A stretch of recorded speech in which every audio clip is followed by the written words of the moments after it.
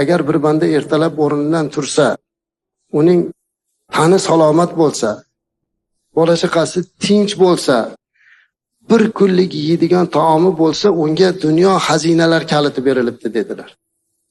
Hammamizni qo'limizda mana shu dunyo kaliti bor azizlar. Ertalab turishlik o'zi katta ne'mat. Kechqurun uxlab ertaman turmagan qancha. Ertaman turganda tani salomat bo'lishligi o'zi katta gap. Chunki tanani salomatchiligi ham katta ne'mat.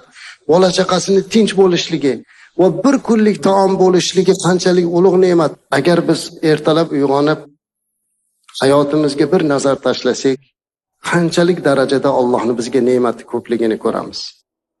Chiqayotgan quyosh biz uchun chiqyapti azizlar. Siz ertalab turganingizda butun koinot sizga xizmat qilayotganini ko'rib Allohga shukr qilmaysizmi? Ya Rabbi, nahotki shu quyosh meni deb chiqyapti. Nahotki tong meni deb otdi. Bu bir ne'mat.